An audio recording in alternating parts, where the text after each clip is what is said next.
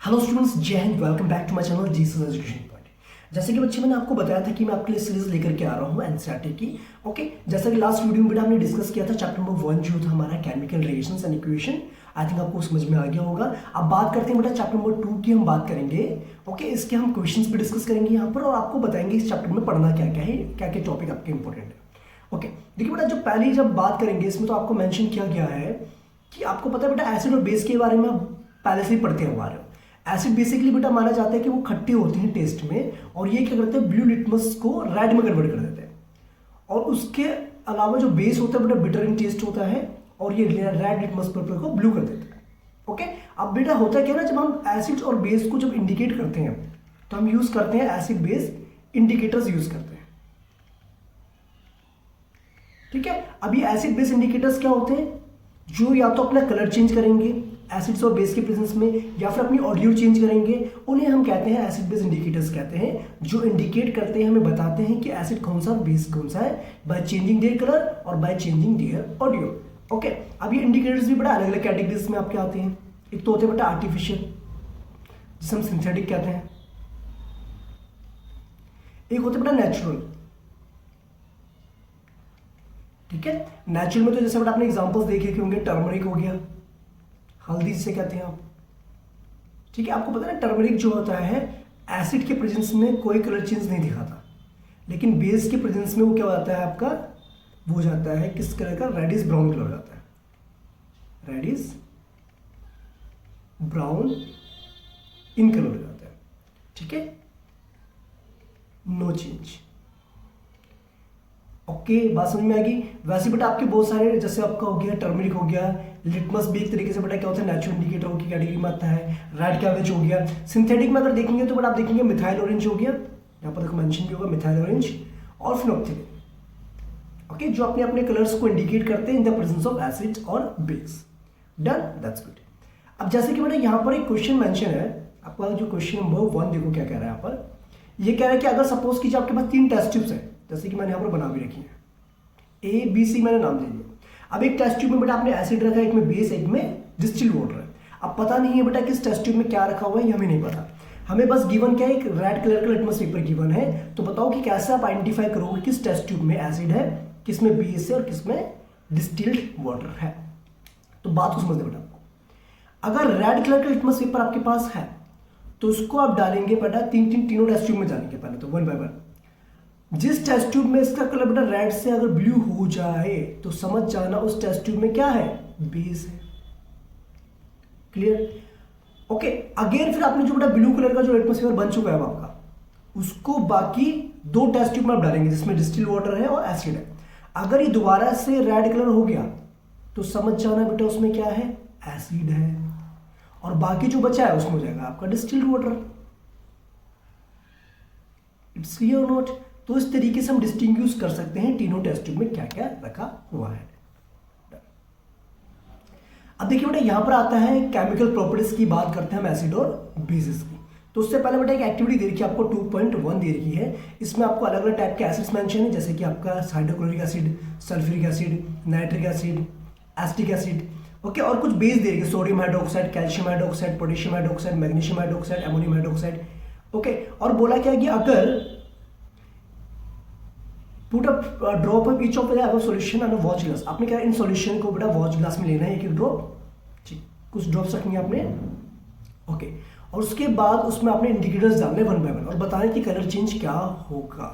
देखो बेटा बात को समझना ध्यान से, जितने भी एसिड होते हैं, रेड लिटमस सॉल्यूशन जो है बेटा, एक बात ध्यान रखना, रेड लिटमस सॉल्यूशन में कोई भी चेंज नहीं आएगा।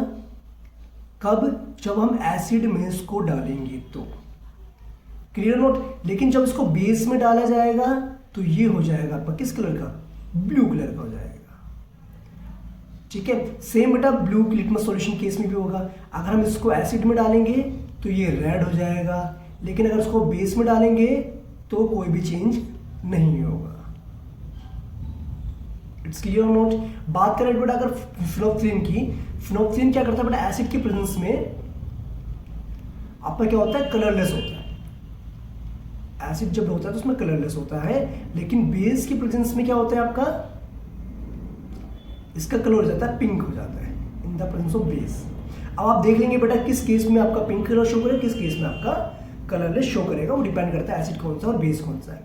मिथाइल ऑरेंज की बात करें बेटा, तो मिथाइल ऑरेंज का जो कलर होता है एसिड के केस में वो होता है आपका रेड होता है,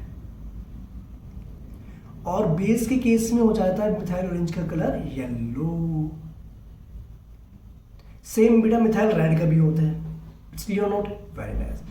अब यहां पर बेटा कुछ हमें बता रखा है, substances which whose odour changes in acidic और बेसिक मीडिया उन्हें कहते हैं ऑल्फैक्टरी इंडिकेटर्स कहते हैं। ऐसे इंडिकेटर जो अपनी स्मेल को चेंज करते हैं एसिड और बेस के प्रेजेंस में, उनको हम ऑल्फैक्टरी इंडिकेटर्स बोलते हैं। जैसा कि बेटा एक एक्टिविटी और दे रखी है आपको 2.2, इसमें बोला क्या गया है आपसे कि आपने क्या करना है, अनियन के स्लाइसेस काटने हैं, ठीक है, और उसको अच्छा नहीं आपने ना उसको चॉप करना है अनियन को, ठीक है, क्रश कर दिया बिल्कुल, और उसको प्लास्टिक बैग में रख दिया और वहां पर आपने कुछ स्ट्रिप्स रख दी पेपर मतलब कपड़े की, ओके, और उसको आपने टाइप कर दिया टाइटली, उसको एक रात के लिए आपने फ्रीज में रख दिया। अगले दिन आपने क्या करना बेटा, उस स्ट्रिप्स के ऊपर एसिड और बेस को डालना है। अब आप देखेंगे बेटा अनियन जो है आपको, ठीक है, अगर उसमें डाइल्यूट एसिड डालेंगे, ठीक है, किसमें, अनियन में, तो उसकी स्मेल में कोई भी चेंज नहीं आएगा, no change in its smell. लेकिन जैसे उसके अंदर बेटा हम NaOH डालेंगे तो उसकी स्मेल क्या हो जाएगी, वैनिश हो जाएगी, मतलब खत्म हो जाएगी, ठीक है, अनियन की स्मेल जो है आना बंद हो जाएगी। ओके, सेम बेटा ये कह रहा है कि आपने तो चलो हो गया, आपने ऑब्जर्वेशन बता दी क्या क्या देखने को आपको मिला। अगला कह रहा है अगर वेनिला डालेंगे हम या क्लोव डालेंगे तो क्या होगा, सेम चीज बेटा आपको यहां पर देखने को मिलेगी। अगर वेनिला में आप एसिड डालेंगे या एसिड में आप वेनिला डालेंगे, वेनिला के एसेंस डालेंगे, तो होगा क्या, कोई भी चेंज आपको देखने को नहीं मिलेगा, स्मेल में कोई चेंज नहीं आएगा। लेकिन जैसे आप उसको बेस में डालेंगे या बेस डालेंगे उसमें, तो क्या होगा, उसकी स्मेल जो है धीरे धीरे खत्म होना स्टार्ट हो जाएगी। सेम बेटा क्लोव के केस में भी होगा। इसीलिए बेटा वेनिला, अनियन और जो क्लोव आपके होते हैं, इनको हम ऑल्फैक्टरी इंडिकेटर्स की कैटेगरी में डालते हैं, because they change their smell in the presence of acids और बेस।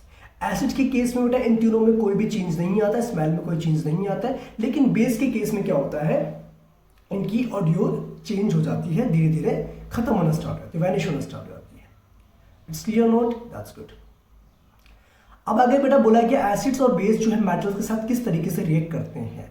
जैसे बेटा देखो 2.3 एक्टिविटी में बोला गया है कि अगर सपोज कीजिए जिंक ग्रैन्यूल्स आपने लिए, देखा ना क्या कह रहा है, 5 ml आपने डाइल्यूट सल्फ्यूरिक एसिड लिया टेस्ट ट्यूब में, और उसके अंदर आपने जिंक ग्रैन्यूल्स डालना स्टार्ट कर दिया, ठीक है। आप देखेंगे बेटा जब जिंक जो है सल्फ्यूरिक एसिड के साथ रिएक्शन करता है, तो आपने फर्स्ट चैप्टर में भी पढ़ा था बेटा, आपको याद होगा, तो ये बनाता है जिंक सल्फेट बनाता है, और साथ में हाइड्रोजन गैस को क्या करता है, रिलीज करता है। ओके, अब ये क्या कर रहा है बेटा, जो हाइड्रोजन गैस निकल रही है ना, इसको ये सोप के सॉल्यूशन से पास ऑन करवा रहे हैं। ओके, जब ये सोप के सॉल्यूशन से पास होगा तो ये जो बबल्स बनेंगे, इसके अंदर क्या होगी, इसके अंदर हाइड्रोजन गैस होगी। ओके, और जैसे कैंडल इसके सामने लेके आओगे तो ये क्या करेगा, पॉप साउंड प्रोड्यूस करेगा। इसीलिए बेटा हम अगर हाइड्रोजन गैस को चेक करना है तो हम पॉप टेस्ट का यूज करते हैं। ओके, तो यही चीज यहां पर मेंशन की गई है, और ये कह रहा है कि अगर हम इसी एक्टिविटी को हाइड्रोक्लोरिक एसिड HNO3 और एसिटिक एसिड के साथ रिएक्ट करेंगे तो क्या होगा। देखो आपको पता है अगर HCl के साथ रिएक्शन करेंगे तो हाइड्रोजन गैस जो है विग्रसली निकलेगी, मतलब बहुत ज्यादा अमाउंट में निकलेगी और जल्दी निकलेगी, ठीक है, क्योंकि क्या स्ट्रॉन्ग एसिड है। और वीक एसिड के साथ क्या होता है, रिएक्शन थोड़ा स्लो हो जाता है, जिसकी वजह से हाइड्रोजन गैस निकलती तो है लेकिन स्लोली निकलती है, ठीक है, स्लो रिएक्शन होता है। It's clear not, that's good. देखिए बेटा यही चीज यहां पर मेंशन की हुई है कि अगर मैं एसिड को मेटल के साथ रिएक्शन करवाऊंगा तो एक सॉल्ट बनता है, साथ में हाइड्रोजन गैस आपको मिलती है। डन और नॉट, दैट्स गुड। अब देखो बेटा एक्टिविटी 2.4 में क्या मेंशन किया गया है, ये कह रहे हैं कि आपने क्या करा, जिंक ग्रेन्यूल्ड मेटल को आपने डाला टेस्ट ट्यूब में, ठीक है, टेस्ट ट्यूब में आपने जिंक मेटल को रख दिया, ठीक है। अब उसमें बेटा आपने 2 ml सोडियम हाइड्रोक्साइड को आपने ऐड कर दिया, बिल्कुल ठीक बात है।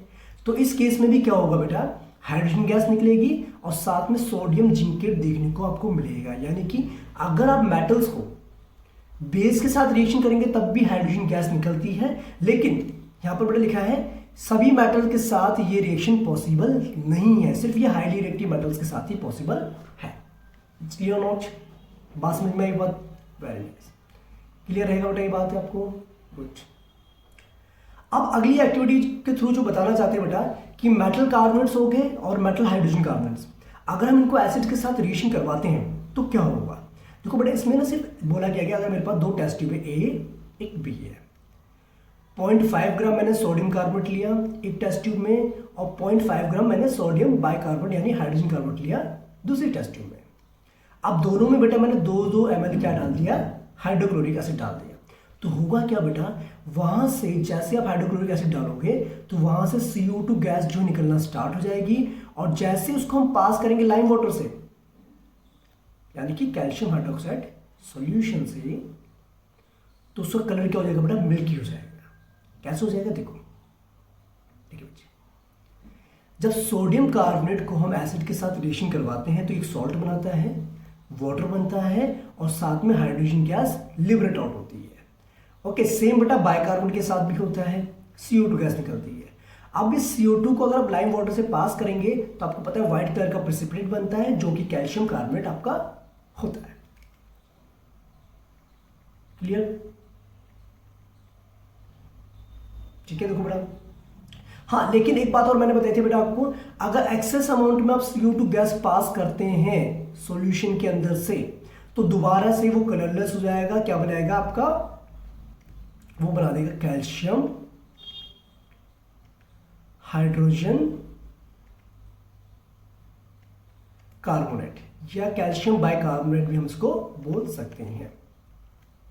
ठीक है बच्चे, क्लियर नोट? तो इस चीज का आप ध्यान रखेंगे। लाइमस्टोन हो गया बेटा, चोक हो गया, मार्बल हो गया, सारी डिफरेंट फॉर्म्स होती है आपकी कैल्शियम कार्बोनेट की। समझ में आ रही बात बेटा आपको सभी को? Very good. अब आगे बढ़े बेटा, क्लियर है यहाँ तक? That's good. अब अगला जो टॉपिक आता है बेटा, ये बोला गया है एसिड्स और जो बेस हमारे होते हैं वो आपस में किस तरीके से रिएक्ट करते हैं। आप ध्यान रखना बेटा, जब एसिड्स और बेस का जब रिएक्शन होता है ना, उसे कहते हैं न्यूट्रलाइजेशन रिएक्शन कहते हैं, क्योंकि इसमें एक सॉल्ट बनता है और साथ में वाटर फॉर्मेशन आपका होता है। ओके, जैसे देखो बेटा 2.6 में क्या बोला गया है आपसे एक्टिविटी में, 2 ml आपने NaOH सॉल्यूशन लेना है बेटा टेस्ट ट्यूब में। ठीक है, उसमें आपने कुछ फिनोल्फथालीन सॉल्यूशन ऐड कर देना है। देखो बेटा आपको पता है जैसे फिनोल्फथालीन आप ऐड करेंगे तो उस सॉल्यूशन का कलर हो जाएगा पिंक हो जाएगा। Clear note? ठीक है, और उसके बाद हमने कुछ बेटा HCl सॉल्यूशन हमने उसमें ऐड कर ड्रॉप बाय ड्रॉप। तो जैसे आप ड्रॉप बाय ड्रॉप बेटा इसमें ऐड करेंगे तो क्या होगा, एसिड जो है NaOH के अमाउंट को न्यूट्रलाइज कर देगा। इसका कलर दोबारा से HCl डालने पर क्या हो जाएगा? कलरलेस हो जाएगा। ठीक है, क्लियर नोट? फिर दोबारा से अगर आप NaOH डालोगे तो दोबारा से बेटा आपका जो पिंक कलर दोबारा अपीयर हो जाएगा। ओके, तो ये क्यों हो रहा है? क्योंकि आपको पता है बेटा जब आपने बेस डाला था, देखो पिंक, देखो बेटा आपको पता है फिनोल्फथालीन जो होता है आपका, फिनोल्फथालीन ये होता है आपका वीक एसिड होता है। ठीक है, जैसे ही बेटा उसको हमने रिएक्शन करवाया बेस के साथ तो उसने क्या दिया हमें बेटा? पिंक कलर दिया हमें। It's clear note? अब पिंक कलर हो गया, इसका मतलब बेस का अमाउंट ज्यादा हो गया। अब जैसे ही हमने दोबारा से इसमें एसिड डाला तो उसका कलर क्या बन गया? दोबारा से कलरलेस हो गया, क्योंकि एसिड ने बेस के इफेक्ट को न्यूट्रलाइज कर दिया। फिर दोबारा से आप बेस ऐड करो तो दोबारा से बेटा कलर आपको क्या मिल जाएगा? पिंक मिल जाएगा। ओके, और इस टाइप के रिएक्शंस को हम क्या कहते हैं बेटा? न्यूट्रलाइजेशन रिएक्शन हम बोलते हैं, जिसमें सॉल्ट बनता है और साथ में वाटर फॉर्मेशन होता है। Clear note? That's good. एक बात और ध्यान रखनी बेटा, जो मेटल्स के ऑक्साइड्स होते हैं, चाहे वो आपका मैग्नीशियम ऑक्साइड्स हो, कैल्शियम ऑक्साइड हो, ठीक है, ये क्या होते हैं बेटा? बेसिक इन नेचर होते हैं। और कुछ ऑक्साइड्स बेटा एम्फोटेरिक भी होते हैं जो एसिड और बेस दोनों के साथ रिएक्ट करते हैं, जो चैप्टर आप 3 में पढ़ेंगे। ओके, जैसे ये बेटा यहां पर मेंशन किया है ना आपका एक्टिविटी 2.7 में, ये कह रहे हैं कुछ अमाउंट लीजिए कॉपर ऑक्साइड का और उसमें हाइड्रोक्लोरिक एसिड को आप ऐड करना स्टार्ट कर दीजिए। तो बेटा आप बात सुनो, आप जब जो है कॉपर ऑक्साइड में HCl को जब ऐड करेंगे तो बनता क्या है? यहां पर बन जाता है बेटा कॉपर क्लोराइड बन जाता है और साथ में क्या बनता है? वाटर बनता है। तो उसका मतलब बेटा ये बेस हुआ, ये एसिड हुआ, ये बन गया आपका सॉल्ट और साथ में वाटर बन गया। और इसका जो कलर होता है वो होता है बेटा ब्लू ग्रीन होता है। ठीक है, और कॉपर ऑक्साइड यहां पर डिसॉल्व हो जाएगा। Clear note? ठीक है बेटा, ये चीज़ ना सारी मेंशन की हुई है यहाँ पर। ब्लू ग्रीन जो कलर होता है सॉल्यूशन का वो किसकी वजह से होता है, due to formation copper second chloride. Copper second chloride का मतलब होता है कि यहाँ पर आपका ये Cu2+ वाला जो आयन है वो कंबाइन हो रहा है। ओके, जो आपने 9th में ही पढ़ा होगा ना इसके बारे में, क्लियर और नोट। तो इसीलिए बेटा ध्यान रखिए, जब मेटल ऑक्साइड्स को हम रिएक्शन करवाते हैं एसिड के साथ तो सॉल्ट बनता है और वाटर बनता है। क्यों बनता है, क्योंकि मेटल के जो ऑक्साइड्स आपके होते हैं वो बेसिक नेचर की होते हैं, और कुछ ऑक्साइड्स एम्फोटेरिक भी होते हैं जो एसिड और बेस दोनों के साथ रिएक्ट कर सकते हैं।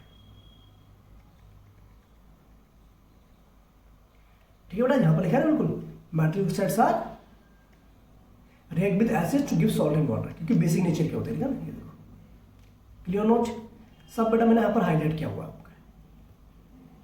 ठीक है, अब देख करके पढ़ सकते हैं इसमें। लेकिन अगर नॉन मेटल्स की बात करें तो नॉन मेटल के ऑक्साइड्स बेटा आपके किसके साथ कैसे होते हैं, एसिड नेचर के होते हैं। ओके, तो इसीलिए ध्यान रखें बेटा, क्योंकि जब वो नॉन मेटल जो है बेस के साथ रिएक्शन करके सॉल्ट और वाटर फॉर्मेशन करते हैं। चलिए बेटा आगे बढ़ते हैं। अच्छा, क्वेश्चंस देखिए बेटा, अब क्वेश्चन नंबर 1 यहां पर बोला गया है, why should curd and sour substance not be kept in brass and copper vessels. बेटा बात सुनो, आपको पता है कॉपर के बर्तन में और ब्रास के बर्तन में हम जो है खट्टे चीजों को नहीं रखते हैं। क्यों नहीं रखते, क्योंकि आपको पता है बेटा ब्रास के अंदर क्या होता है, brass is basically alloy of copper होता है, कॉपर होता है इसमें आपका। ठीक है, यहां पर भी कॉपर है। कॉपर जब भी बेटा एसिड के साथ रिएक्शन किया जाता है, आपको पता है ना, मेटल जब भी एसिड के साथ रिएक्शन करता है तो क्या बनाता है, सॉल्ट और साथ में वाटर बनाता है। तो सेम चीज बेटा यहां पर भी होती है। अब जैसे बेटा आप कर्ड या सो सब्सटेंसेस को डालेंगे ब्रास या कॉपर के वेसल्स में तो it will form a poisonous salt. समझ रहे बात को, ये पॉइजनस सॉल्ट बनाएगा जो कि बॉडी के लिए बहुत ज्यादा हार्मफुल होता है। दैट्स वाई इसको हम कॉपर और ब्रास के बर्तन में नहीं रख सकते हैं, क्योंकि ये उसके साथ रिएक्शन करके एक पॉइजनस सॉल्ट फॉर्म कर देता है। नेक्स्ट क्वेश्चन बेटा, कौन सी गैस प्रोड्यूस होती है जब एसिड जो है मेटल के साथ रिएक्शन करता है, तो आपको पता है हाइड्रोजन गैस होती है। क्लियर, इसको टेस्ट कर कैसे कर सकते हैं बेटा, आप पॉप टेस्ट का यूज कर सकते हैं। एग्जाम्पल बेटा आप वो वाला दे सकते हैं जो मैंने आपको बताया था, जिंक का सल्फ्यूरिक एसिड के साथ रिएक्शन करके आप बता सकते हैं। ओके, क्वेश्चन नंबर 3 देखो बेटा, कह रहा है कि एक मेटल का कंपाउंड है ए नाम का, जब उसको हम रिएक्ट करते हैं HCl के साथ तो वो एक गैस प्रोड्यूस करता है जो एक्सटिंग्विश करने में हेल्प करता है बर्निंग कैंडल, यानी कि CO2 गैस तो निकलेगी यहां से, बिल्कुल ठीक बात है। ओके, तो हमें एक बैलेंस केमिकल इक्वेशन लिखनी है और एक कंपाउंड हमें पहले से पता है क्या देगा, कैल्शियम क्लोराइड बन रहा है, CaCl2 बन रहा है। तो इसका मतलब बेटा ये हो सकता है कैल्शियम कार्बोनेट आपका हो सकता है आपका, क्योंकि देखो ना बेटा, अगर हम कैल्शियम कार्बोनेट को रिएक्ट करवाते हैं HCl के साथ तो ये क्या करेगा बेटा, CO2 गैस निकलेगी, साथ में कैल्शियम क्लोराइड बनाएगा आपका ये। ओके, और साथ में बेटा यहां पर H2O फॉर्मेशन तो होगा ही होगा, साथ में होगा कि नहीं होगा। ठीक है बच्चे, तो इसीलिए यहां पर बेटा कैल्शियम कार्बोनेट आपका होगा आपका। बाकी बैलेंस करा तो बैलेंस करेंगे बेटा, आप इसको 2 से मल्टीप्लाई कर दो, 2HCl हो जाएगा, सिंपल परफेक्ट। ओके, तो आंसर तो बेटा आप खुद ही कर लेंगे, समझ में आ ही रहा है आपको। ओके, चलिए बेटा आगे बढ़ते हैं। देखिए स्टूडेंट्स, अब बात करते हैं आगे कौन से पढ़ते हैं, what do all acids and bases have in common. अब मुझे बताइए एसिड्स और बेस में ऐसा क्या कॉमन होता है जिसके वजह से सारे के सारे एसिड की प्रॉपर्टीज एक जैसी होती है और सारे बेस की प्रॉपर्टीज एक जैसी होती है। ओके, चलिए बेटा देखते हैं। जैसा कि बेटा यहां पर जो मेंशन है एक्टिविटी 2.8 में, आप देखिए हमें क्या करना है बेटा, अलग अलग सॉल्यूशंस लिए, ग्लूकोज लिया, अल्कोहल लिया, हाइड्रोक्लोरिक एसिड लिया और सल्फ्यूरिक एसिड हमने लिया। उसके बाद बेटा हमने यहाँ पर 2 जो कील लगा इस तरीके से एक्टिविटी में, ठीक है। ओके, 100 ml बीकर में, ठीक है। उसके बाद बेटा हमने जब 6 वोल्ट की बैटरी लगा दी और बल्ब लगा दिया, स्विच लगा दिया। अब देखिए बेटा आपने इसमें ना डाइल्यूट हाइड्रोक्लोरिक एसिड डाला और स्विच को ऑन कर दिया, तो क्या होगा, तो ऑब्वियसली बात है कंडक्शन स्टार्ट हो जाएगी। ये जो बल्ब है, ये जो बल्ब आपका है ना, ये ग्लो करना स्टार्ट कर देगा। क्यों करेगा, क्योंकि आपको पता होना चाहिए बेटा एसिड में जो होते हैं फ्री आयंस प्रेजेंट होते हैं डाइल्यूट फॉर्म में, जिसके वजह से वो कंडक्शन करने में मदद करता है और जिसकी वजह से क्या होता है आपका जो बल्ब होगा वो ग्लो करना स्टार्ट हो जाएगा। लेकिन जब हम ग्लूकोज की बात करेंगे और अल्कोहल की बात करेंगे तो इसके अंदर फ्री आयंस नहीं प्रेजेंट होते हैं, जिसकी वजह से कंडक्शन नहीं कर पाता है, जैसा कि यहां पर मैंने हाईलाइट भी किया हुआ है। देखो, glucose and alcohol solution do not conduct electricity, the electric current is carried through the acidic solution bye ions, acid produce H+ ions and base produce OH- ions. ठीक है, बट यहां पर हमें एसिड की बता दें बात, जिसकी वजह से वो एसिडिक प्रॉपर्टी भी शो करता है, क्योंकि जितना ज्यादा H+ आयंस कंसंट्रेशन होगा उतनी ज्यादा उसकी एसिडिक स्ट्रेंथ भी होगी। डन। अच्छा, what happens to an acid और base in a water solution? ये कह रहा है कि बेटा अगर हम एसिड और बेस को वाटर सॉल्यूशन बनाते हैं तो क्या होता है? तो आपको पता है कि जब एसिड का जब सॉल्यूशन बनाएंगे डाइल्यूट सॉल्यूशन और बेस का बनाएंगे तो आयंस होते हैं फ्री, ठीक है, और उन आयंस की वजह से ही वो अपनी प्रॉपर्टी को शो करते हैं। जैसे एसिड बेटा H+ आयंस रिलीज करता है और बेस आपका OH- आयंस को रिलीज करता है, जिसके वजह से वो बेसिक कैटेगरी में आता है और आपका एसिडिक कैटेगरी में आता है। जैसे बेटा यहां पर क्या बोला गया है कि अगर हम 2.9 एक्टिविटी को देखते हैं, इसमें बोला गया इस टेस्ट ट्यूब में हमने 1 ग्राम सोडियम क्लोराइड लिया है, ठीक है, और ड्रॉप बाय ड्रॉप इसमें बेटा हम डाल रहे हैं सल्फ्यूरिक एसिड डाल रहे हैं। Clear note? ओके, तो बेटा यहां से बेटा ना आपके HCl जो गैस है वो रिलीज होना स्टार्ट हो जाएगी। Clear note?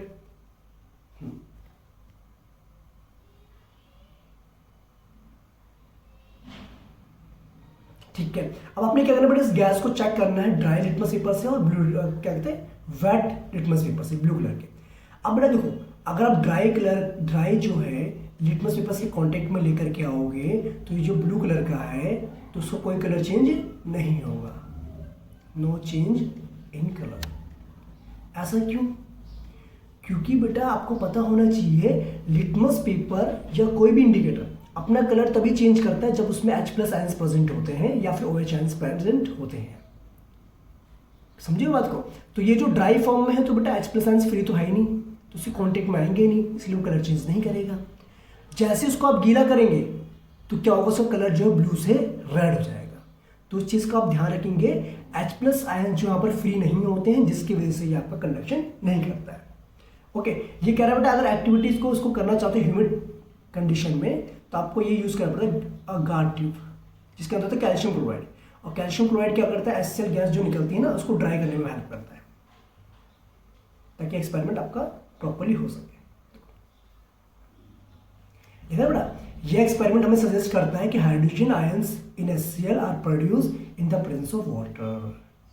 ओके, जिसके वजह से बेटा वो क्या करता है आपका कलर इम्पार्ट करता है, कलर चेंज करता है ब्लू का रेड। समझियो? तो इसीलिए बेटा ध्यान रखना है एब्सेंस ऑफ वाटर में H+ आयंस जो फ्री नहीं होते हैं, इसीलिए वो ड्राई HCl जो हमारा कलर चेंज नहीं करेगा ब्लू लिटमस पेपर का। ओके, देखो बेटा हाइड्रोजन कभी भी अकेला नहीं होता है, वो आपको मिलेगा किस फॉर्म में, हाइड्रोनियम आयंस की फॉर्म में मिलता है, जैसे कि यहां पर मैंने हाईलाइट भी किया हुआ है। Clear note? बात समझ में आ गई बेटा आपकी? क्लियर? That's good. चलिए बेटा आगे बढ़े। ओके, सेम बेटा यहां पर बता रखा है एसिड जो बेटा आपका H2+ आयंस और H+ आयंस देता है वाटर में, वैसे बेस क्या करता है बेटा, बेस आपका OH- आयंस को रिलीज करता है in presence of water. Okay, तो इसीलिए बेटा ध्यान रखना है, ठीक। और दूसरी बात, जो बेस वाटर में सॉल्युबल होते हैं उनको हम एल्कलीज कहते हैं, और सारे बेस जो है आपके पानी में सॉल्युबल नहीं होते हैं, जो सिर्फ सॉल्युबल होते हैं उन्हीं को हम बेस, उनको ही हम एल्कलीज की कैटेगरी में इन्वॉल्व करते हैं। ओके, और ये बेटा सोपी इन टच होते हैं, बिटर टेस्ट के होते हैं, कोरोसिव होते हैं नीचे। Done note? Clear? Very nice. Okay बेटा, और ये तो आपको बेटा पहले से ही पता है, एसिड और बेस जब आपस में रिएक्ट करते हैं तो क्या बनाते हैं, सॉल्ट और वाटर बनाते हैं, जिसको हम कहते हैं न्यूट्रलाइजेशन रिएक्शन की कैटेगरी में इन्वॉल्व करते हैं। अब जी यहाँ पर जो मेंशन किया गया हमारे पास 2.10 में, ये कह रहे 10 ml पानी लीजिए बिकर में, उसमें कुछ ड्रॉप डाल दीजिए बेटा कंसंट्रेटेड H2SO4 की, एंड स्वॉल्व द बिकर स्लोली। आपने उसको थोड़ा थोड़ा क्या करना है, स्टर करना है, हिलाना है इस तरीके से। अब उसके जो बेस को चेक करोगे ना बेटा तो उसका टेम्परेचर क्या हो जाएगा, बढ़ जाएगा, यानी कि वो बन जाएगा आपका एक्सोथर्मिक रिएक्शन हो जाएगा। रिएक्शन आएगा। ठीक है, ओके। इसी को बेटा सेम हाइड्रोक्साइड के साथ भी करना है, तो सेम चीज यहां पर भी बेटा आपको मिलेगी, ये भी एक्सोथर्मिक हो जाएगा। Clear note, done. क्योंकि बेटा होता है क्या ना, जब रिएक्शंस होती हैं, इनके जब आयन डिसोशिएट होते हैं तो ये कुछ अमाउंट में एनर्जी रिलीज करते हैं। ओके, तो ये चीज आप ध्यान रखेंगे। और एक बात को और ध्यान रखेंगे, यहां पर मेंशन किया गया है, जब हम एसिड या बेस को वाटर में डिसॉल्व करते हैं तो ये हाईली एक्सोथर्मिक रिएक्शन होता है। इसीलिए बेटा ध्यान रखा जाता है, acid must always be added slowly to the water with constant stir. इसीलिए बेटा ध्यान रखना है, एसिड को हमेशा हम वाटर में ऐड करते हैं, वो भी धीरे धीरे अमाउंट में स्टर करने के साथ साथ। ठीक है, एसिड में कभी भी पानी को हम नहीं डाल सकते, अदरवाइज क्या होगा, ये बहुत ज्यादा अमाउंट में हीट प्रोड्यूस करेगा और मिक्सचर आपका स्प्लैश हो जाएगा और आप जल भी सकते हैं। Clear note, that's good. Okay, अब बेटा एक बात ध्यान रखना है, अगर मुझे डाइल्यूट सॉल्यूशन बनाना है तो मैं क्या करता हूं, वाटर का अमाउंट जो है आपका वाटर ज्यादा करेंगे और एसिड का अमाउंट कम करेंगे ना। देखो ना, मिक्सिंग एन एसिड और base with water result in decrease in the concentration of the ions. ठीक है, such a process called dilution and the base और acid is salt to be diluted. देखो डाइल्यूशन का मतलब क्या है, कंसंट्रेशन जो है आयंस की कम होती जा रही है, वाटर का अमाउंट बढ़ता जा रहा है, तो ऑब्वियसली बात है सॉल्यूशन डाइल्यूट हो गया ना। ओके, इसी पे बेस कुछ क्वेश्चन है यहाँ पर। देखिए अब तो आप आराम से बता सकते हो। Question number 1, why do HCl, etc. so acidic character in aqueous solution while solution of compounds like alcohol, glucose do not show acidic character? तो बेटा आपको पता है रीजन, ये क्या करते हैं, they release H+ ions in water, but ये जो है H+ आयंस को रिलीज नहीं करते हैं वाटर में, तो इसीलिए ये आपको एसिडिक कैरेक्टर शो नहीं करेंगे। ठीक है, question number 2, why does an aqueous solution of acidic conduct electricity? देखो बच्चे बात समझने वाली बात है आपकी, जब हम एसिड का सॉल्यूशन बनाते हैं तभी उसमें से करंट को हम पास ऑन करवा सकते हैं, बिकॉज डाइल्यूट फॉर्म में जो उसके आयंस होते हैं they are in free form. Okay, जब आयंस फ्री फॉर्म में होंगे तो वो इजीली मूव कर सकते हैं, तो इसीलिए वो कंडक्ट करने में हेल्प करते हैं due to presence of free ions in aqueous solution. ठीक है, सेम बेटा थर्ड क्वेश्चन की बात करें, कह रहे हैं कि ड्राई HCl गैस जो है वो कलर नहीं चेंज करती ड्राई लिटमस पेपर का। क्यों, रीजन मैंने आपको बता दिया बेटा, क्योंकि H+ आयन जब फ्री फॉर्म में नहीं होंगे तो आपको कलर भी चेंज करके नहीं दिखाएंगे। ओके, तो due to absence of H+ ions या due to absence of free H+ ions. Okay, question number 4, while diluting an acid why it is recommended that the acid should be added to water not water to acid? ये तो बेटा मैंने आपको reason बता दिया है, क्योंकि अगर हम एसिड में वाटर डालेंगे तो that reaction will be highly exothermic. That's why we have to add water, we have to add acid to the water by constantly stirring. ठीक है, क्वेश्चन नंबर 5 बेटा, how is the concentration of hydronium ions affected by the solution of acid diluted? तो बेटा आपको पता है concentration will goes on decrease. Okay, same बेटा इस क्वेश्चन में भी होगा, OH- के आयन की जो कंसंट्रेशन होगी वो डिक्रीज होती जाएगी, कब, जब हम डाइल्यूशन करेंगे। लेकिन क्वेश्चन में क्या पूछा है, क्वेश्चन पूछा गया कंसंट्रेशन में क्या इफेक्ट पड़ेगा जब हम एक्सेस अमाउंट में बेस ऐड करेंगे, तो क्या होगा, कंसंट्रेशन विल इंक्रीज, ये कह सकते हैं OH- आयंस जो है वो बढ़ जाएंगे यहाँ पर, जिसकी वजह से बेसिक कैरेक्टर जो है बढ़ता जाएगा, यानी कि स्ट्रेंथ उसकी बढ़ती जाएगी। डन और नोट, तो ये थे बेटा क्वेश्चन आपके यहाँ पे। डन, आगे कंटिन्यू करते हैं। अब ये बात बेटा देखो क्या कह रहा है, क्या पता कैसे चलेगा कि कितना स्ट्रॉन्ग हमारा एसिड है और कितना स्ट्रॉन्ग हमारा बेस।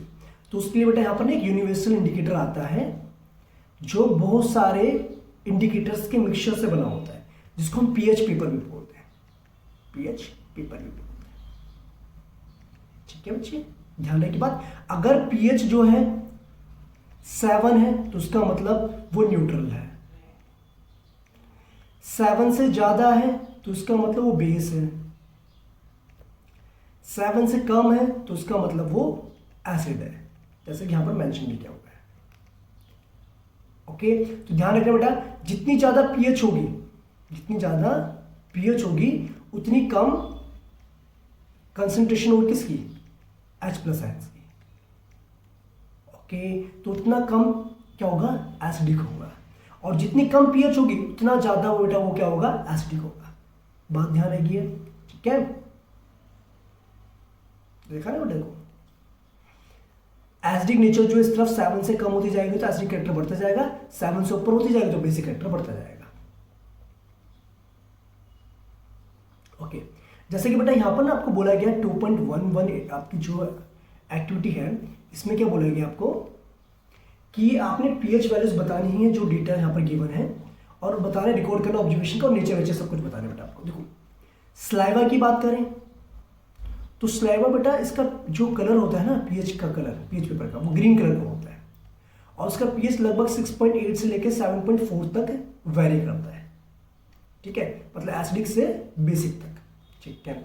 स्लाइवा होगा अगर आफ्टर मील तो येलो ग्रीन कलर दिखाएगा पीएच पेपर में, आपको ये पता होना चाहिए, और 5.8 इसका पीएच होता है तो उसका मतलब ये एसिडिक कैरेक्टर शो करेगा। लेमन जूस ऑरेंज कलर दिखाता है, 2.2 इसका पीएच होता है, एसिडिक नेचर का होगा। अगर हम बात करें बेटा एडिक्टिव ड्रिंक्स की बात करें तो येलो कलर शो करता है आपका ये, और पीएच 4 होता है और एसिडिक कैरेक्टर होगा। सेम बेटा जो आपका गाजर का जो जूस होता है वो येलो ग्रीन शो करेगा कलर, जब हम यूनिवर्सल इंडिकेटर यानी कि पीएच पेपर का यूज करेंगे तो पीएच इसका लगभग 6 के आसपास होगा और ये एसिडिक कैरेक्टर शो करेगा। कॉफी, हाँ कॉफी का टेस्ट बेटा कड़वा होता है, लेकिन इसका मतलब ये नहीं कि ये एसिड जो आपका बेसिक होगा। कॉफी येलो कलर शो करता है जब इसका सोल्यूशन बनाते हैं पीएच पेपर में, और इसका पीएच 4.5 के आसपास होता है, देखो बेटा, और ये होता है एसिडिक नेचर का। टोमेटो जूस बेटा आपको पता है टोमेटो के अंदर ऑक्जेलिक एसिड होता है, येलो कलर शो करेगा और इसका 4.3 पीएच के आसपास ये एसिडिक होगा। टैप वाटर की बात करें बेटा तो ये ग्रीन कलर शो करता है और पीएच 6 से 8.5 तक होता है, क्योंकि पता है अलग अलग जगह का टैप वाटर अलग अलग कैंडिडेट्स के हिसाब से होता है, तो इसीलिए वेरी करेगा बेटा, एसिडिक भी हो सकता है, बेसिक भी हो सकता है।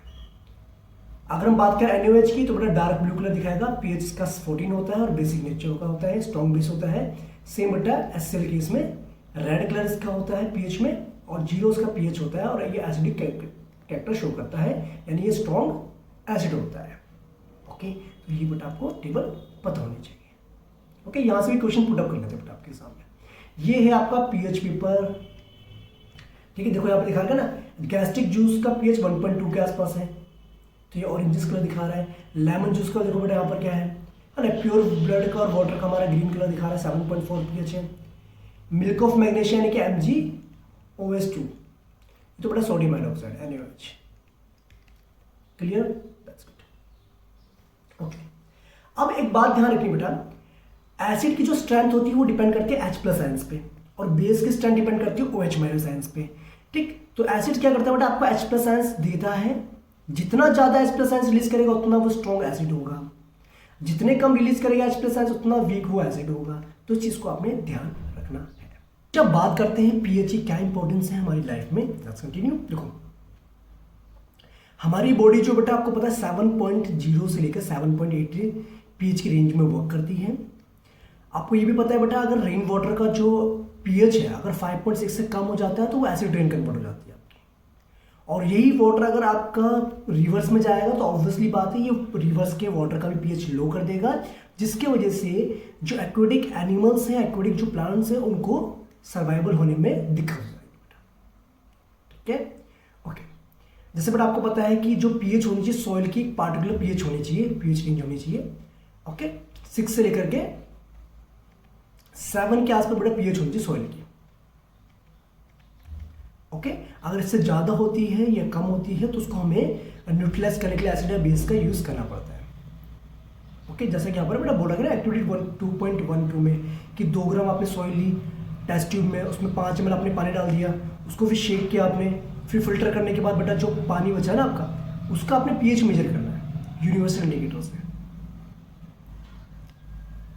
ठीक है। तो आपको ध्यान रखना है इसका पीएच जो 6 से लेकर के 7 तक के बीच में होना चाहिए बेटा, उससे ज़्यादा नहीं होना चाहिए। और ये भी पता है बेटा आपका डाइजेस्टिव सिस्टम जो है, आपको पता है जब आप डाइजेशन होता है आपके पेट में तो आपका जो पेट होता है वो प्रोड्यूस करता है हाइड्रोक्लोरिक एसिड, जो बेसिकली क्या करता है डाइजेशन में हेल्प कर देता है। अब होता है क्या, during indigestion the stomach produces too much acid and this causes pain and irritation. Okay, कभी कभार क्या होता है कि ज़्यादा अमाउंट में वो एसिड रिलीज कर देता है, जिसकी वजह से क्या होता है पेन होना प्रोड्यूस हो जाता है आपके पेट में, और उसको एसिड को रिमूव करने के लिए या फिर न्यूट्रलाइज करने के लिए हम क्या यूज़ करते हैं, एंटासिड्स का यूज़ किया जाता है।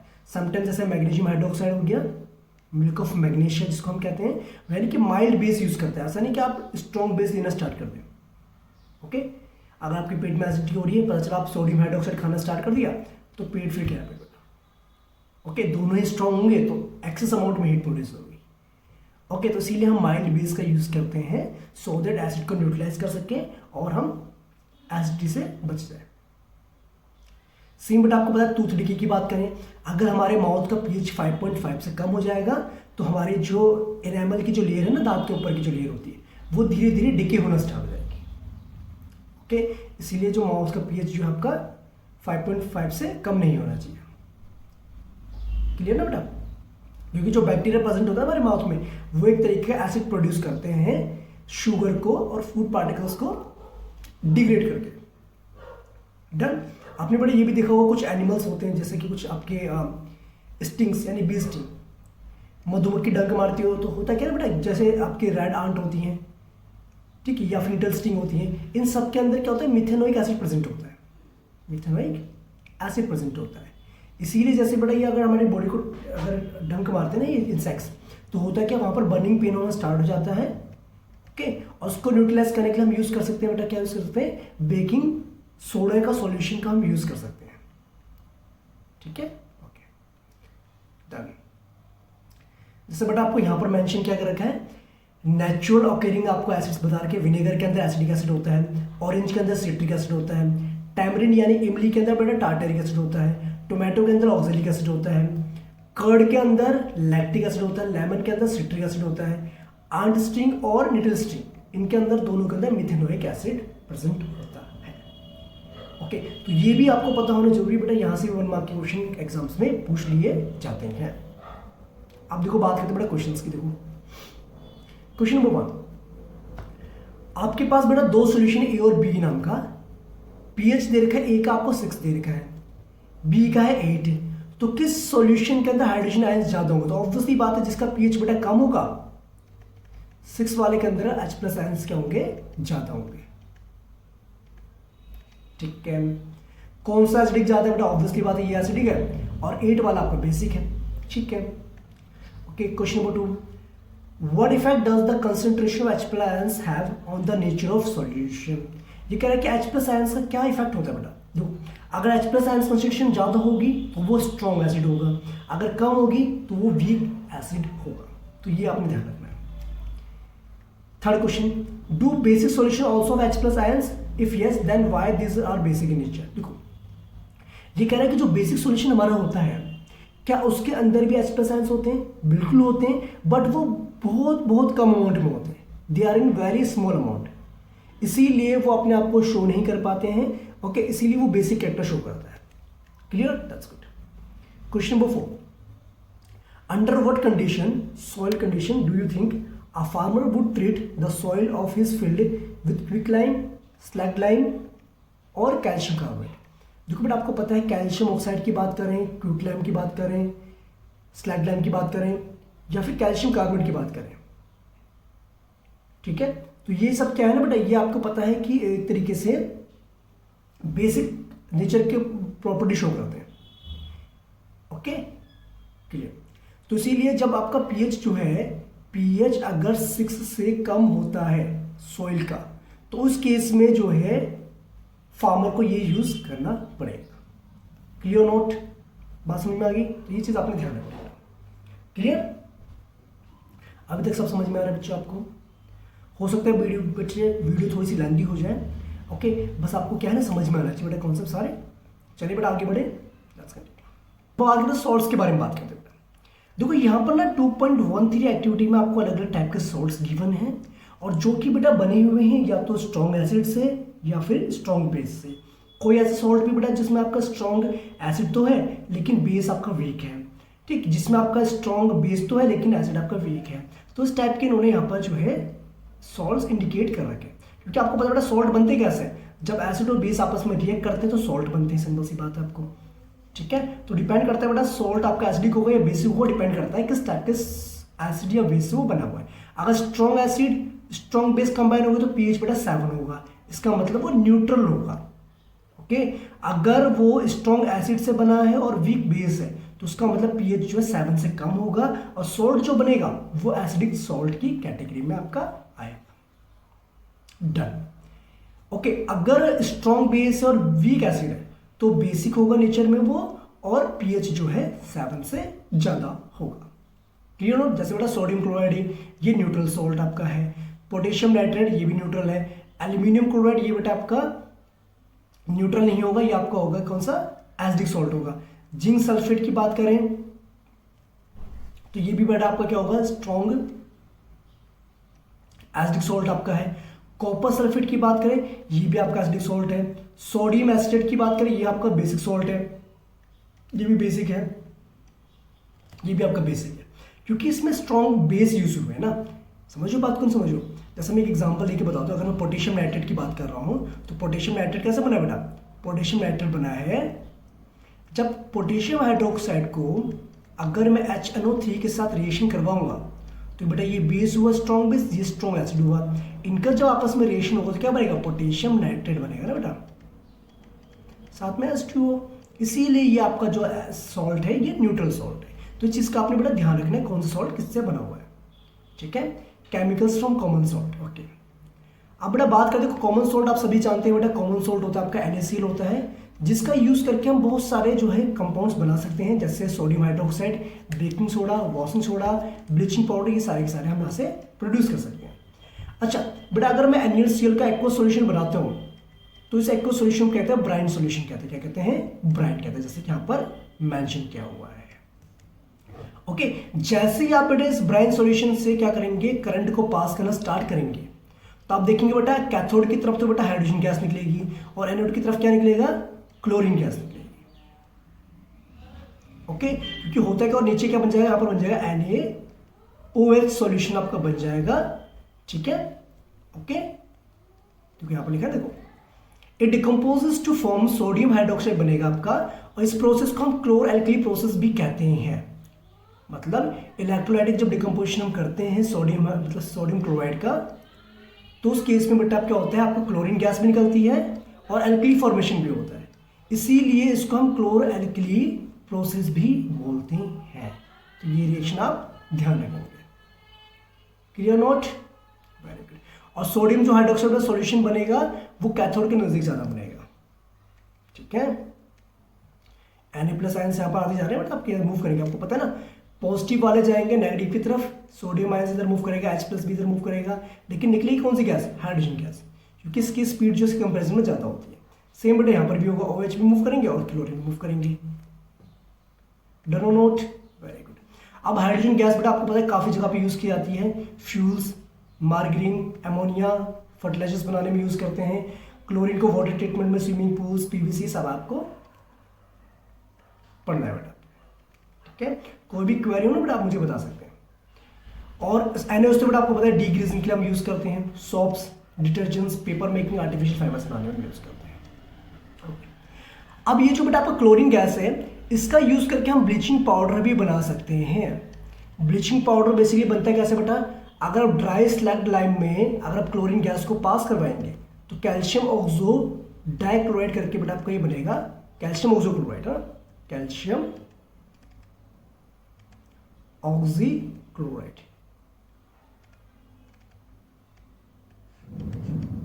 ठीक है, तो ये होता है आपका ब्लीचिंग पाउडर होता है। क्या होता है, bleaching powder. Okay good.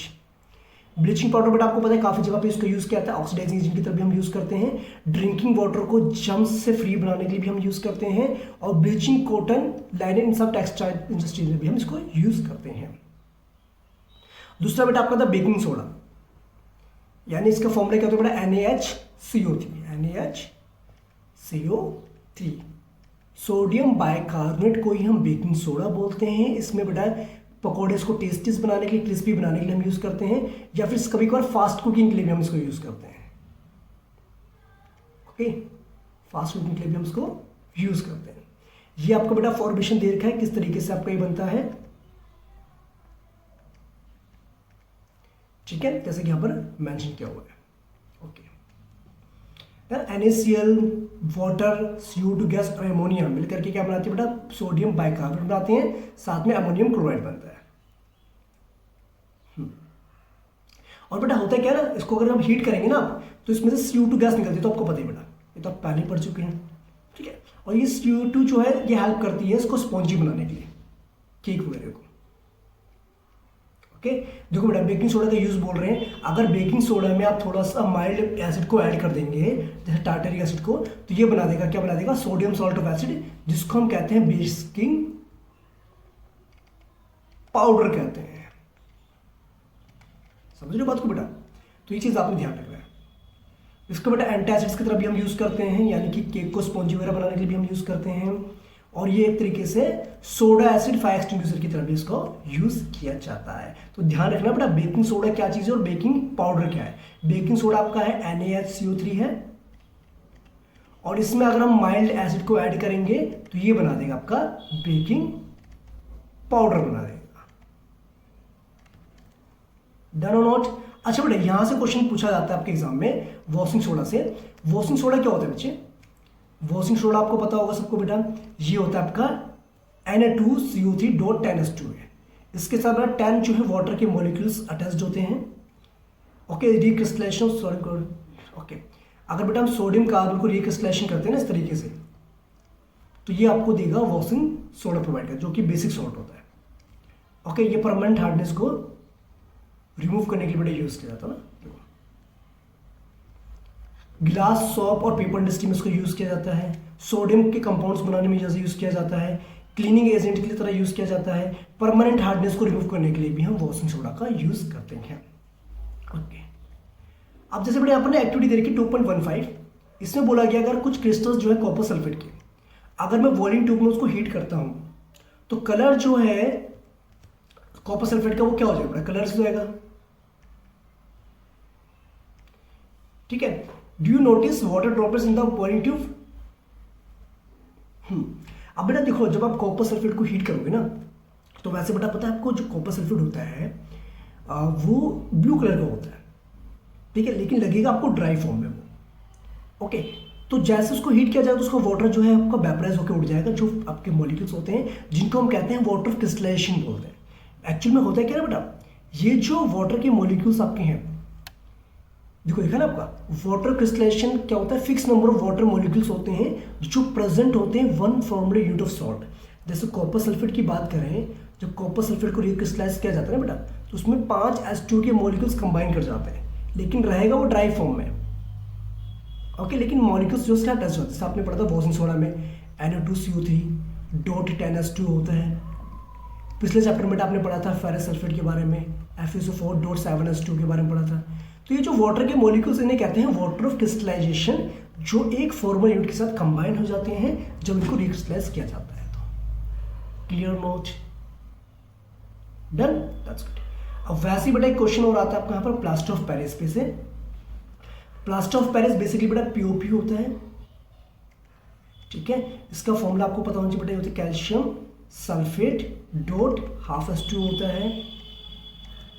Okay, इसको बेटा ना मॉइस्चर से बचा के रखा जाता है, क्योंकि जैसे ही मॉइस्चर कांटेक्ट में आएगा तो ये हार्ड सब्सटेंस बना देगा, जिसको कहते हैं हम जिप्सम कहते हैं, ठीक है। जब जिप्सम को हीट करेंगे बेटा 373 केल्विन पे, तो ये अपने वाटर ऑफ मॉलिक्यूल्स को क्या लूज कर देगा, तो बन जाएगा कैल्शियम सल्फेट हेमीहाइड्रेट। ये ध्यान रखना बेटा आपने, केमिकल नेम है POP का,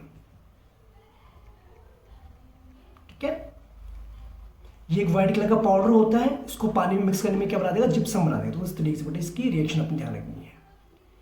ओके, अगर आपसे एग्जाम में पूछा जाए ना कि जो POP होता है उसको ड्राई फॉर्म में क्यों रखा जाता है या ड्राई वेसल्स में क्यों रखा जाता है, कंटेनर्स में, तो ध्यान रखना बिकॉज ये वाटर के साथ कंबाइन करके एक हार्ड सब्सटेंस बनाते हैं जिसको हम जिप्सम कहते हैं। ओके, तो ये रिएक्शन भी आप मेंशन कर सकते हैं बेटा। आपको पता है POP का यूज करते हैं हम टॉयज बनाने के लिए, डेकोरेशन पर्पस के लिए, और सरफेस को स्मूथ बनाने के लिए भी हम इसको यूज करते हैं। क्लियर, अब देखिए बेटा क्वेश्चन देखिए, इसमें बोला गया what is the common name of calcium oxychloride. तो बेटा इसका कॉमन नेम होता है ब्लीचिंग पाउडर, ठीक है।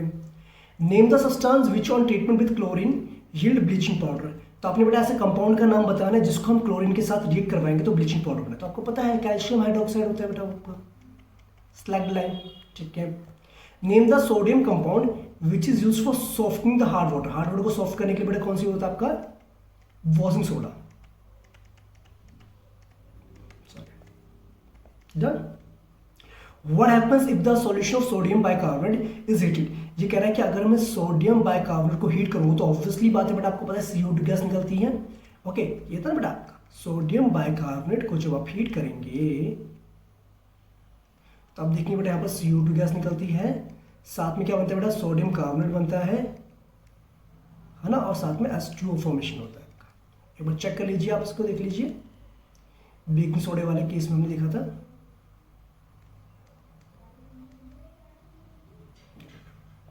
आपकी रिएक्शन, ये रिएक्शन आपने लिखनी होगा। Done.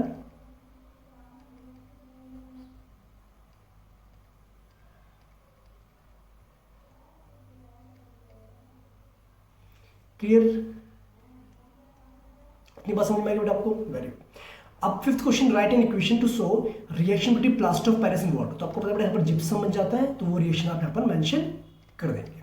Done, perfect, that's it. Okay बच्चे, तो आई होप बेटा आपको ये चैप्टर पूरा अच्छे तरीके से समझ में आ गया होगा, आपको कोई क्वेरी नहीं होगी, ठीक है। अगर आपको कोई क्वेरीज हो तो बेटा जरूर बताएं आप मुझे, ठीक है।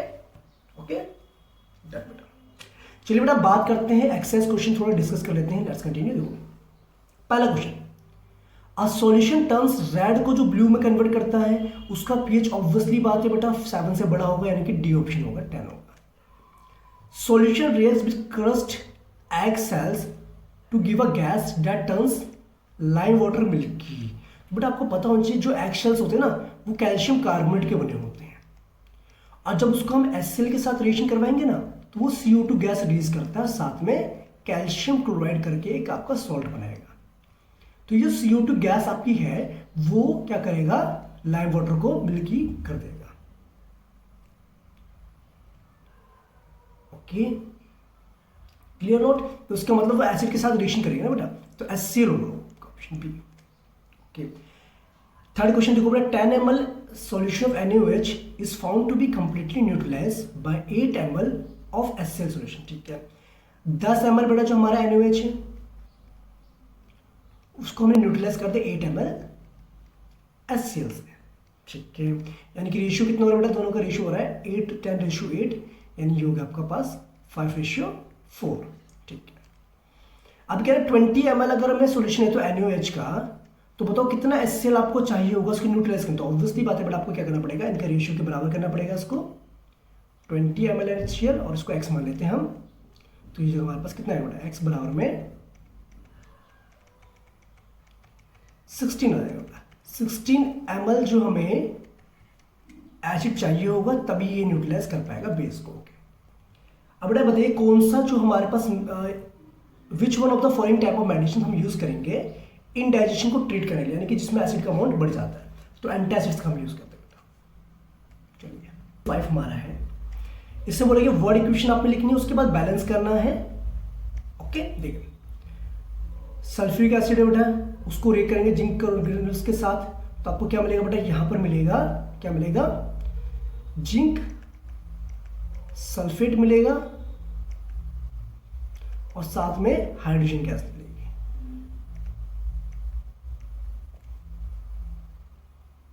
ठीक है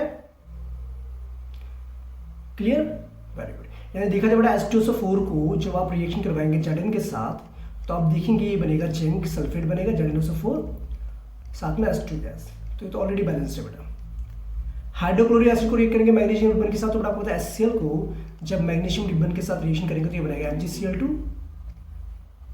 और आपको पता है साथ में हाइड्रोजन गैस निकलेगी, तो ये बेटा 2HCl हो जाएगा। ठीक है, सल्फ्यूरिक एसिड एल्यूमिनियम पाउडर, ठीक है, H2SO4 प्लस एल्यूमिनियम, तो ये बन गया आपका Al2SO4 साथ में बड़ा हाइड्रोजन गैस हो जाएगी 2 3, यहाँ पर भी 3 हो जाएगा। ठीक है, डी ऑप्शन बेटा डाइल्यूट हाइड्रोक्लोरिक एसिड और आयरन फ्लिक्स। तो डाइल्यूट हाइड्रोक्लोरिक एसिड को जब हम आयरन फ्लिक्स के साथ रिएक्शन करवाएंगे तो ये बनेगा FeCl2 प्लस में H2। ठीक है बेटा, क्लियर? दैट्स अब बेटा क्वेश्चन नंबर 6 में बोला गया है compound such as alcohol glucose also contain hydrogen but are not categorised as acid, describe an activity to prove it. आपको एक्टिविटी के थ्रू बताना है कि ये जो है इसके अंदर हाइड्रोजन तो होते हैं बेटा, लेकिन ये जो है एसिड्स की कैटेगरी में नहीं आते हैं। देखो बेटा आप इसको एक्टिविटी कर सकते हैं बाय यूजिंग लिटमस पेपर। अगर आप डायरेक्ट लिटमस पेपर डालेंगे, सॉरी ब्लू लिटमस पेपर अगर डालेंगे अल्कोहल और ग्लूकोज के सॉल्यूशन में तो उसका कलर चेंज नहीं होगा। क्यों नहीं होगा? Because H+ ions in the case of glucose and alcohols are not in free state, वो फ्री फॉर्म में नहीं होते हैं जैसा कि एसिड के डाइल्यूट सॉल्यूशन में होते हैं। इसीलिए उसका जो कलर होगा ब्लू लिटमस पेपर को ब्लू का ब्लू रहेगा, रेड नहीं होगा। तो दैट्स वाई बेटा हम बता सकते हैं कि अल्कोहल ग्लूकोज के अंदर हाइड्रोजन तो है, ठीक है, लेकिन वो फ्री फॉर्म में नहीं है, फ्री आयंस की फॉर्म में प्रेजेंट नहीं है। ठीक है, 7th क्वेश्चन बेटा, why does distilled water do not conduct electricity? Because distilled water does not contain any free ions just like the rain water, that's why it does not contain, it will not conduct electricity. देखिए बेटा ये कह रहा है कि why do acids not show acidic behaviour in the absence of water? देखो बेटा absence of water में क्या होता है कि it does not release H+ ions ना, या फिर hydronium ions. Okay, acids only show acidic character in the presence of water because they release H+ ions and hydronium ions in the presence of water. That's why. Okay, question number बेटा 9 देखिए, 5 solution हमें दे रखे हैं ABCDE और indicators हमें बता रखे, इनका pH हमें बता रखे इस तरीके से। इसमें से कौन सा जो बेटा न्यूट्रल है? तो ऑब्वियसली बात है D जो है आपका न्यूट्रल होगा। स्ट्रॉन्गली अल्कलाइन इज 11 जिसका pH होगा, यानी कि आपका C हो गया। स्ट्रॉन्गली एसिडिक जिसका pH 1 होगा, यानी कि B हो जाएगा। वीक एसिड 4 pH वाला, यानी कि 4 pH वाला is A। Weekly alkaline is 9 pH वाला, जो कि हमारा E हो जाएगा। Arrange the pH increasing order of hydrogen ion concentration. अच्छा, हाइड्रोजन आयन कंसंट्रेशन मतलब एसिडिक कैरेक्टर की असेंडिंग ऑर्डर में लिखना है आपने इसको। ओके, अब देखो बेटा सबसे कम हाइड्रोजन आयंस होंगे जो स्ट्रॉन्ग अल्कलाइन होगा। ठीक है, सबसे कम बेटा C में होंगे H+ आयंस। उसके बाद आपका आएगा C के बाद E के बाद 7 वाला आएगा आपका D के बाद B के बाद A आएगा, फिर A के बाद आएगा B। ठीक है, चेक कर लेना बेटा एक बार इसको। तो ये हो जाएगा आपका हाइड्रोजन आयन कंसंट्रेशन की बेसिस पे। ठीक है, क्वेश्चन नंबर 10, इक्वल लेंथ की बेटा हम मैग्नीशियम रिबन ले रहे हैं 2 टेस्ट ट्यूब के अंदर, A और B। एक में बेटा हमने हाइड्रोक्लोरिक एसिड डाला टेस्ट ट्यूब A में, और दूसरे में हमने एसिडिक एसिड डाला। ठीक है, अमाउंट और कंसंट्रेशन दोनों की बेटा सेम रखी हमने एसिड की। किस टेस्ट ट्यूब में जो है will the freezing occur more vigorously? तो आप देखें किस वाले टेस्ट ट्यूब में आपको जो बबल्स होंगे ना हाइड्रोजन गैस के, वो फास्ट निकलेंगे। तो ऑब्वियसली बात है बेटा हाइड्रोजन क्लोराइड वाले में निकलेंगे। क्यों? Because HCl is a strong acid. ठीक है, क्वेश्चन नंबर 11, फ्रेश मिल्क का pH बेटा 6 होता है। How do you think pH will change as it turns into curd? तो बेटा अगर pH 6 से कम हो गया तो उसका मतलब कर्ड में कन्वर्ट हो जाएगा। तो इसीलिए बेटा pH जो होता है मिल्क का, उसमें हम क्या करते हैं, स्लाइटली बेकिंग सोडा मिलाया जाता है ताकि उसका pH 6 से बढ़ जाए और वो जल्दी से कर्ड में कन्वर्ट ना हो, या खट्टा ना हो, या खराब ना हो। ठीक है, a milkman adds a very small amount of baking soda to fresh milk, why does it shift the pH? बेटा मैंने आपको बता दिया, सिंपल वही रीजन है। और इसमें बेटा आपको पता है कर्ड बनने में टाइम लगेगा, क्योंकि आपको पता है pH 6 से ज़्यादा है और 6 से कम आने में उसको टाइम लग जाएगा। प्लास्टर ऑफ पेरिस को बेटा मैंने बताया था आपको मॉइस्चर प्रूफ कंटेनर में रखा जाता है, otherwise it will convert into the gypsum, hard substance form हो जाएगा। न्यूट्रलाइजेशन आपको पता है बेटा, जब एसिड और बेस आपस में रिएक्शन करते हैं तो सॉल्ट और वाटर बनाते हैं। इसका कोई भी एग्जांपल आप दे सकते हैं। वॉशिंग सोडा के यूजेस और बेकिंग सोडा के यूजेस भी आपको पता है बेटा, आप देख सकते हैं। ओके, तो आई होप बेटा आपको ये चैप्टर समझ में आ गया होगा। कोई भी क्वेरीज हो तो बेटा जरूर कमेंट करके बताएं। तो मिलते हैं बेटा नेक्स्ट वीडियो में, तब तक के लिए अपना ध्यान रखें। Bye bye, take care and जय हिंद।